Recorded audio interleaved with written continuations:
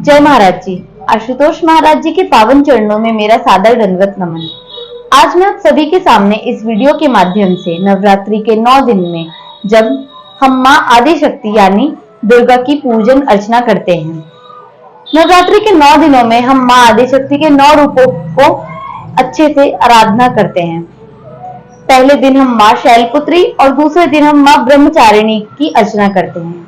ठीक वैसे ही नवरात्रि के तीसरे दिन हम माँ के तीसरे रूप यानी चंद्रघंटा देवी की पूजन अर्चना करते हैं। पौराणिक कथाओं के अनुसार जब पार्वती ने भगवान शिव को पाने के लिए ब्रह्मचारिणी का रूप लिया यानी अघोर तप किया और अंत में उन्हें शिव की प्राप्ति हुई, उसके बाद माँ पार्वती ने अपना एक नया रूप लिया जिसे हम माँ चंद्रघंटा के नाम से जानते हैं। वो स्वर्ण के समान उज्जवल थी और उनके रंग के कारण पूरी सृष्टि ही जगमगाती थी। माँ की उत्पत्ति माँ पार्वती के द्वारा ही की गई थी, या ऐसा भी कह सकते हैं कि माँ पार्वती का तीसरा रूप ही चंद्रघंटा माँ है। जब माँ चंद्रघंटा की उत्पत्ति की गई तब उस समय राक्षसों के कुल में महिषासुर दैत्य का राज चल रहा था और महिषासुर इतना खतरनाक और इतना विकराल रूप लेकर हर जगह हाहाकार मचा रहा था कि कोई देव उसके सामने आने से भी डरता था। महिषासुर चाहता था कि वो भगवान देवराज इंद्र के सिंहासन पर विराजमान हो। जब देवराज इंद्र और बाकी देवताओं को इस बात की भनक लगी तो वे त्रिदेवों के पास पहुंचे यानी ब्रह्मा, विष्णु और महेश के पास पहुंचे।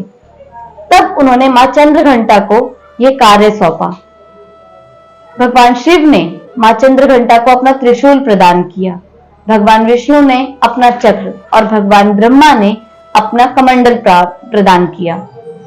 मां ने उन तीनों चीजों को लेकर महिषासुर के पास गई और उसका वध कर दिया।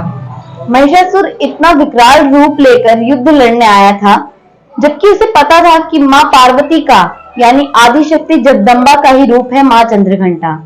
फिर भी उसकी विनाश काल्य के कारण जो उसकी बुद्धि विपरीत हो चुकी थी, उसने यह भी नहीं सोचा कि वो आदि शक्ति से युद्ध करने जा रहा है और अंत में मां आदि शक्ति ने उसका वध कर दिया।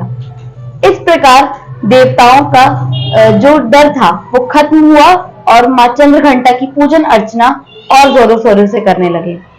नवरात्रि के तीसरे दिन ऐसा कहा जाता है कि मां चंद्रघंटा की अर्चना करने से व्यक्ति का मन शांत और हृदय कोमल होता है, उसे साहस प्रदान करती है मां। जो भी व्यक्ति नवरात्रि के तीसरे दिन या 9 दिनों में अच्छे से गहरी ध्यान साधना करता है, उसे मां की ऊर्जा प्रदान होती है, जिससे वो आध्यात्मिक जगत में अपना और नाम कमाता है और अंत में परमात्मा में सम्मिलित हो जाता है। धन्यवाद।